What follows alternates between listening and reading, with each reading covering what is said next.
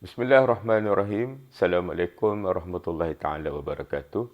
Kita jumpa lagi di channel Pok Nidin, channel yang membincangkan isu-isu ekonomi dan perniagaan bagi membantu anda untuk menjadi usahawan yang lebih mantap di dalam mentadbir dan mengurus perniagaan masing-masing.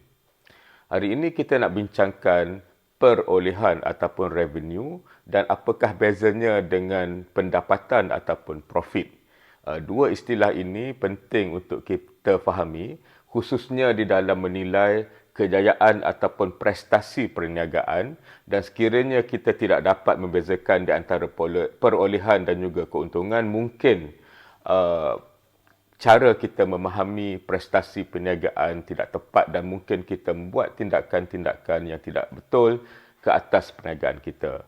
Sebelum saya teruskan, sekiranya tuan-tuan dan puan-puan mendapat manfaat daripada video-video yang dikongsikan di channel Pok Nidin ini, maka kongsikanlah video-video itu dengan rakan-rakan usahawan anda dan ajak mereka beramai-ramai untuk subscribe channel ini agar dapat kita memperluaskan lagi ilmu-ilmu berkenaan dengan ekonomi dan juga bisnes.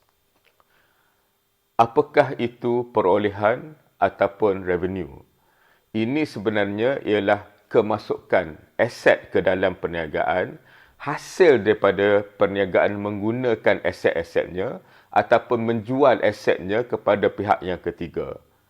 Apa ni aset masuk, aset keluar? Saya bagikan contoh, sekiranya kita menjalankan perniagaan sebuah pasaraya, maka apabila kita menjual, maknanya pelanggan-pelanggan akan membeli stok-stok yang kita ada, sama ada ianya merupakan makanan, barang-barang yang digunakan di rumah dan sebagainya.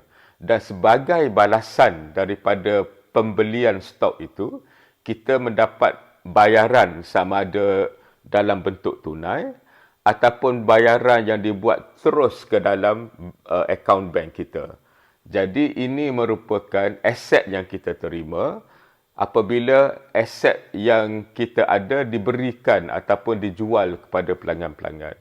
Ini merupakan satu perkara penting kerana di dalam perniagaan, perolehan ini tidak semestinya membawa kepada keuntungan. Keuntungan pula ialah nilai perolehan yang kita dapat berbanding dengan nilai aset ataupun sumber yang kita berikan. Jadi contohnya sekiranya nilai stok yang kita jual ialah RM90 dan perolehan yang kita dapat ialah RM100, maka keuntungannya ialah RM100 perolehan tolak RM90 kos dan keuntungannya ialah RM10. Jadi inilah perbezaan di antara perolehan dan juga keuntungan. Jadi tuan-tuan dan puan-puan, oleh kerana perniagaan ini ada pelbagai bentuk dan pelbagai cara, maka pengiraan perolehan dan keuntungan itu juga berbeza. Sekiranya kita memberikan sewaan bangunan kita kepada penyewa-penyewa kita, maka perolehan yang didapati daripada perniagaan sewa ini ialah nilai sewa yang kita terima. Kosnya pula mungkin ialah apa-apa kos yang berkaitan dengan pemilikan bangunan berkenaan. Kita bayar cukai, kita bayar maintenance dan seumpamanya. Jadi keuntungan daripada sewaan itu ialah jumlah sewa, tolak kos-kos yang terlibat dan yang selebihnya itulah keuntungan. Sekiranya kita merupakan sebuah perniagaan yang memberikan perkhidmatan, maka nilai perolehan yang kita dapat ialah hasil bayaran perkhidmatan yang kita terima dan kos-kos yang terlibat ialah mungkin bayaran gaji, bayaran untuk menyelia pejabat dan seumpamanya. Jadi keuntungannya ialah perolehan yang kita dapat dalam bentuk bayaran perkhidmatan ditolak kos-kos yang terlibat dan keuntungannya ialah apa yang berbaki daripada itu.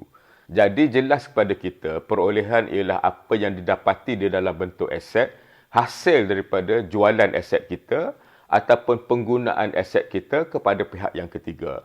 Jadi ini merupakan satu perkara penting kerana sekiranya kita hanya mengira perolehan berdasarkan tunai yang kita terima, itu juga tidak lengkap. Kerana ada perniagaan yang menjual secara kredit. Maknanya dia bagi barang-barang dia kepada pembeli, tetapi pembeli tidak membayar terus kepada perniagaan. Sebaliknya, ianya dibayar berdasarkan tempoh-tempoh yang telah ditetapkan. Jadi kalau kita tengok duit di dalam bank pada masa penjualan, tentunya ianya tidak bertambah. Tetapi katakanlah kita bagi kredit 90 hari, maknanya 90 hari selepas jualan, maka barulah pelanggan kita membayar kepada kita dengan harga yang sepenuhnya. Jadi di antara tempoh hari jualan dan 90 hari itu, pelanggan kita terhutang kepada kita. Maknanya kita ada penghutang berdasarkan jumlah jualan yang telah kita buat. Jadi ini merupakan perkara-perkara yang akan kita bincangkan dengan lebih lanjut apabila kita meneliti laporan kedudukan keuangan perniagaan pula. Dan ada juga kadang-kadang perniagaan yang menjual aset-asetnya dan mendapat aset-aset yang lain. Sebagai contohnya, kita ada sebidang tanah dan kita mahu membangunkan tanah berkenaan tetapi kita tidak ada duit. Maka apa yang kita buat? Kita memasuki satu usaha sama dengan sebuah syarikat pemaju hartanah dan kita menggunakan tanah kita itu sebagai modal yang kita sumbangkan kepada usaha sama berkenaan. Maka perolehan ataupun revenue yang kita dapat daripada transaksi ini ialah hasil jualan rumah yang telah siap berdasarkan perjanjian yang kita buat dengan pemaju berkenaan. Jadi perniagaan kita akan akhirnya hilang tanah yang kita miliki, tetapi sebaliknya kita akan mendapat mungkin pembayaran ataupun rumah-rumah yang telah siap berdasarkan perjanjian yang telah kita buat. Maka pengiraan perolehannya kena dibuat berdasarkan kontrak berkenaan. Jadi ini mungkin lebih kompleks, tapi apa yang saya nak terangkan ialah perolehan ataupun revenue itu dia boleh datang dalam bentuk pelbagai jenis aset dan ianya bergantung kepada jenis kontrak yang kita masuki di antara kita dengan pelanggan kita ataupun pihak ketiga yang lain. Jadi ini penting supaya bila kita ada banyak aset, kita tahu bagaimana untuk menggunakannya dan mendapat perolehan yang sebanyak mungkin. Di dalam masa yang sama, untuk mengira keuntungan, maka kita kena kira segala kos-kos yang terlibat di dalam urus niaga yang berkenaan. Dan kos ini pun kadang-kadang ianya juga bergantung kepada kontrak di antara kita dengan pihak ketiga yang lain itu. Maka kadang-kadang kosnya itu kita iktiraf atau kira pada masa kita memasuki transaksi dan kadang-kadang kos itu dikira dalam tempoh-tempoh yang berbeza berdasarkan terma-terma kontrak yang kita telah persetujui dengan pihak yang ketiga. Jadi ini menyebabkan pengiraan perolehan, pengiraan keuntungan biasanya berdasarkan hak-hak kita di dalam kontrak yang telah kita masuki, dan kontrak ini boleh jadi kontrak yang mudah seperti sekiranya kita jual coklat, maka apabila kita bagi coklat pada pelanggan dan dia membayarnya, maka tamatlah kontrak berkenaan. Tapi seperti mana contoh yang saya berikan tadi, jika kita ada tanah dan kita usaha samakan tanah itu dengan pihak pemaju, maka pengiraannya lebih kompleks kerana proses pembangunan tanah itu sendiri kompleks. Jadi pembayaran ataupun perolehan yang kita terima pun dikira dengan cara yang kompleks dan keuntungan itu pun akan menjadi satu pengiraan yang kompleks juga.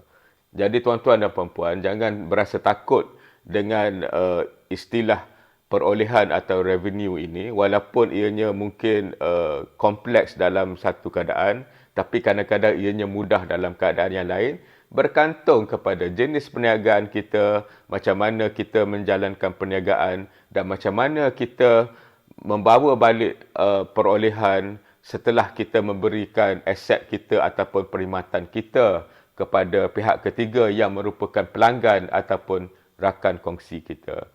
Jadi tuan-tuan dan puan-puan, sekiranya anda berasa video ini bermanfaat dan membantu anda untuk memahami lagi konsep perolehan dan juga keuntungan, maka kongsikanlah video ini dengan rakan-rakan usahawan anda dan ajak mereka beramai-ramai untuk subscribe channel Pok Nidin ini agar dapat kita perkembangkan lagi ilmu-ilmu berkenaan dengan ekonomi dan juga bisnes di kalangan usahawan-usahawan di negara kita. Sekian, wabillahi taufiq wal hidayah. Assalamualaikum warahmatullahi taala wabarakatuh.